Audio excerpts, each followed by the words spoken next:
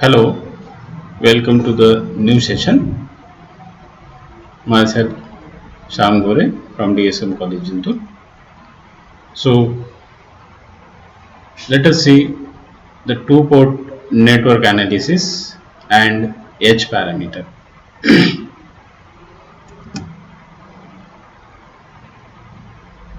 For the two-port network analysis, let us see the network. This is the two-port network, and in this two-port network, this network have the two ports. This is the first port and this port is known as the input port. This is the second port which is known as the output port.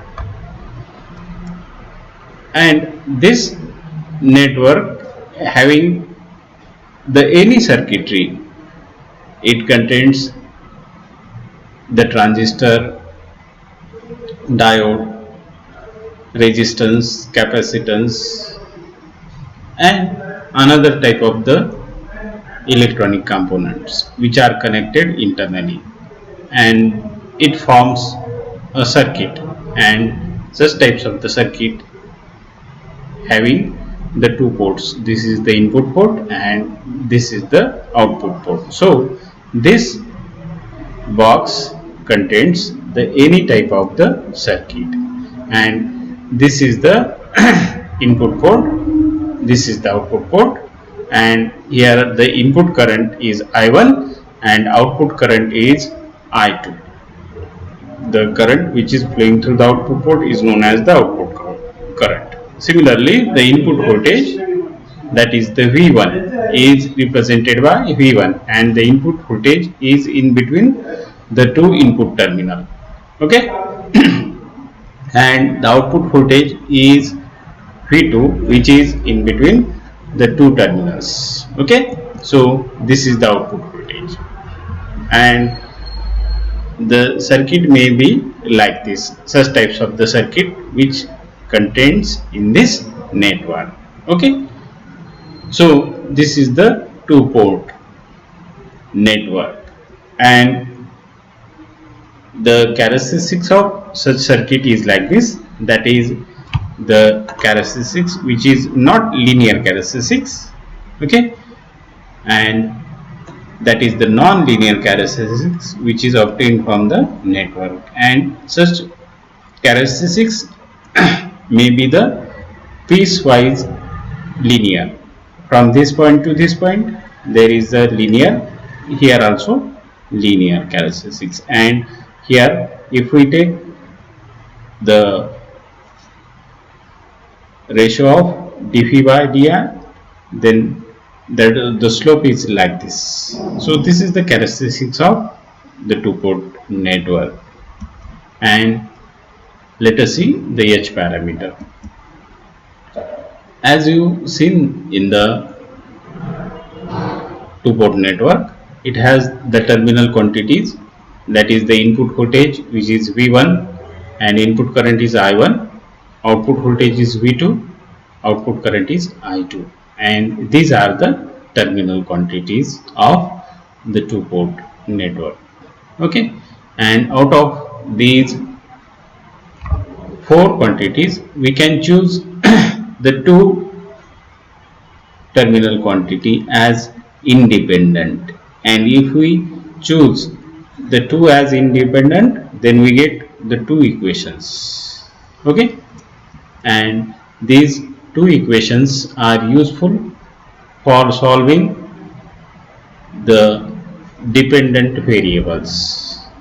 Okay, and the choice of three possible pair of independent variables as V2, I1, you can choose any two of out from these four quantity, you can choose any two as independent. So here we have the three choices. The first choice is like this, V2 and I1 as independent. Similarly, the second choice is V1 and V2 as independent.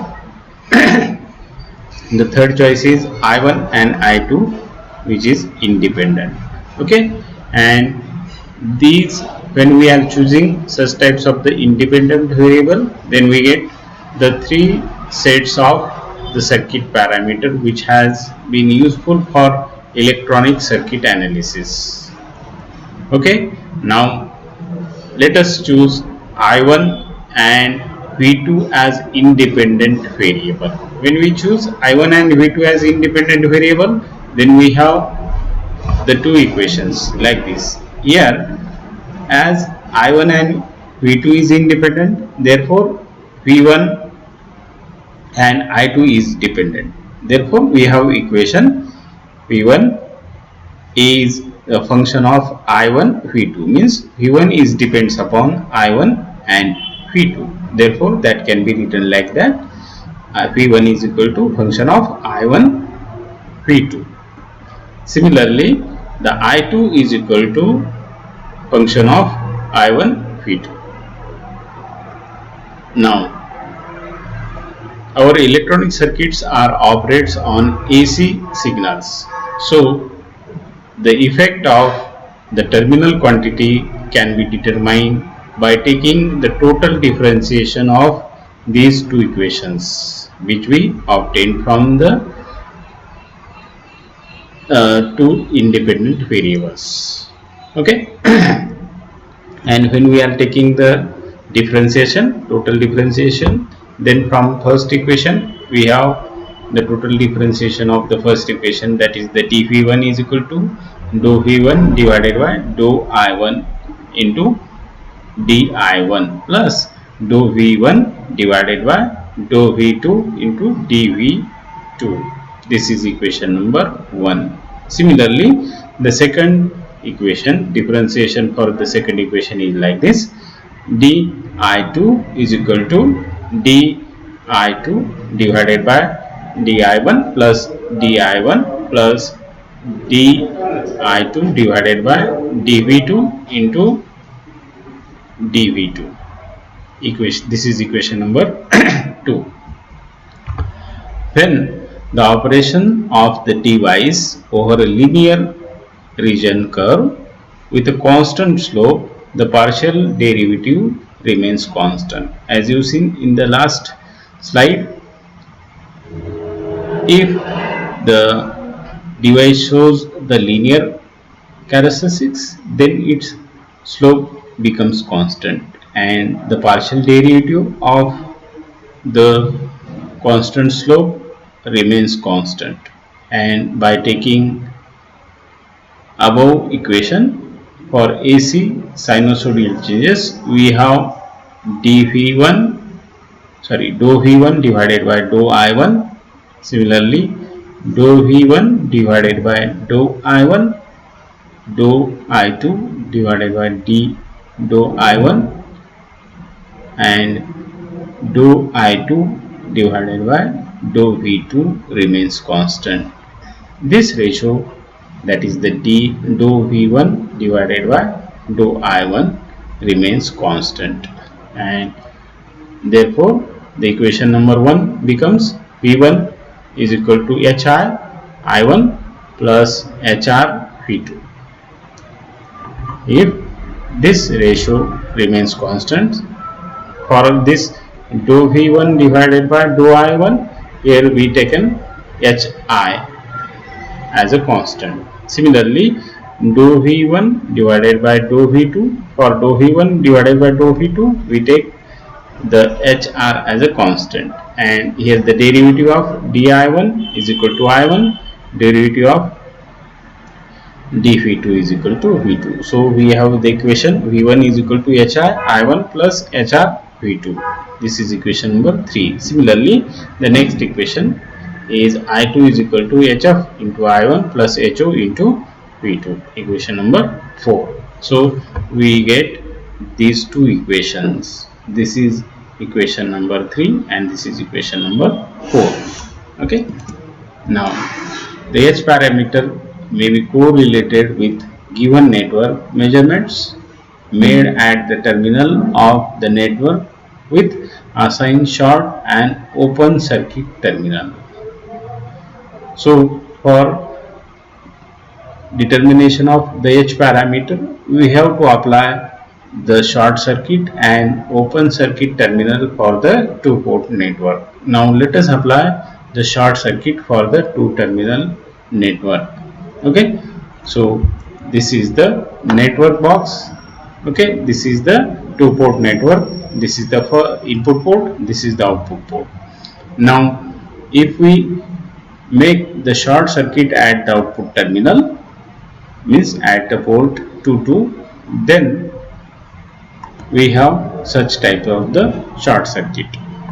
Okay, and when we make the short circuit, therefore output voltage, that is the V2, is equal to 0, means the output voltage for this network is equal to 0 when we short circuit the output terminal of this network. This is the V2 is equal to 0. With short circuit in above circuit at a terminal 2 V2 is equal to 0. Now let us put the value of V2 in the equation number 3 and 4. So we have the equation number 3 is equal to like this: V1 is equal to HI I1 plus HR into V2. Here the value of V2 is equal to 0. We put the value of V2 is equal to 0. Okay, therefore this equation becomes V1 is equal to HI I1 plus 0, V1 is equal to HI I1, and here the HI is equal to V1 divided by I1. And how we get this HI? By making the output short circuit, and this HI is equal to V1 divided by I1. V1 is the input voltage, I1 is the input current. Actually the voltage divided by current is equal to resistance. Therefore this equation is known as, or HI is known as, the input impedance. So the input impedance for this circuit is equal to input voltage divided by input current. So HI is nothing but the input impedance of this network. Okay, and here we get the input impedance with short circuit at the output terminal V2. With short circuited in above circuit at a terminal 2 V2 is equal to 0. Let us put the value of V2 in the equation number 4.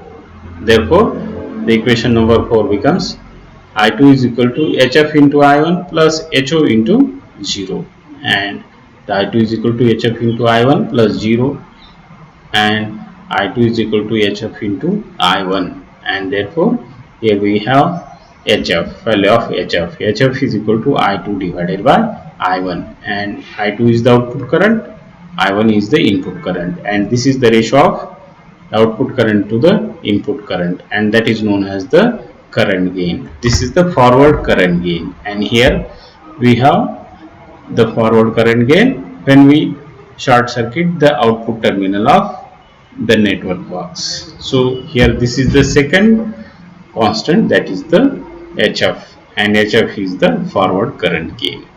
Okay, now let us open the circuit at the input terminal. Okay, this is our network, and when we mix the input at the input terminal, open at the input terminal, this is the open. Okay, input terminal is open, therefore the input current which is flowing through this network is equal to 0, and we cut the input terminal. So here the I1 is equal to the 0, because input current is equal to 0, because the input terminal is open. Now let us substitute the value of I1 in the equation number 3 and 4, that is the value of input current. When we substitute in the equation number 3 and 4, then we get the equation like this. Equation number 3 becomes V1 is equal to HI into 0 plus HR into V2, and that is equal to V1 is equal to 0 plus HR into V2, and that is equal to V1 is equal to HR into V2, and from that we have, or we get another constant, that is the HR. HR is equal to V1 divided by V2, and this HR, that is the HR is equal to input voltage divided by output voltage, and this is the voltage gain, but this voltage gain is the reverse voltage gain. Okay, therefore HR is equal to the reverse voltage gain when the open circuit at terminal I1 is at a input terminal, that is I1 is equal to 0. Similarly, let us substitute the value of I1 in equation number 4. Then from the equation number 4 we have I1 is equal, I2 is equal to HF into 0 plus HO into V2, and this equation becomes I2 is equal to 0 plus HO into V2, and therefore we have the value of HO. The value of HO is equal to I2 divided by V2 at out.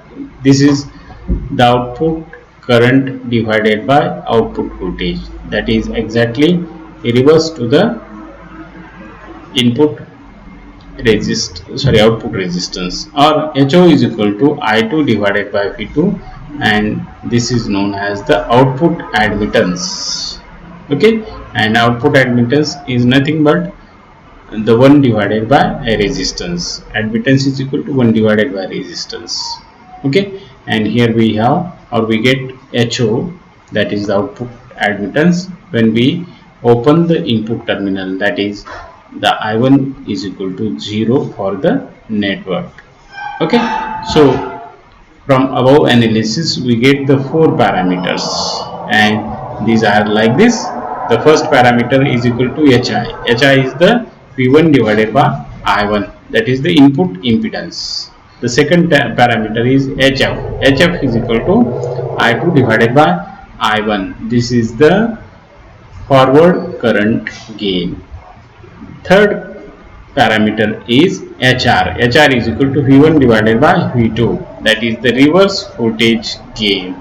The last parameter is the HO. HO is the output current divided by output voltage, and this is known as the output admittance. So we have the 4 parameters, 4 different parameters, and therefore these parameters are called as the hybrid parameter, or these parameters are known as the hybrid parameter or H parameters, and which can be useful for finding the input impedance, forward current gain, voltage gain, and the output admittance of the any circuit. We can find out the input impedance, forward current gain, voltage gain, output admittance of any circuit by using such types of the parameters. So this is the H parameters.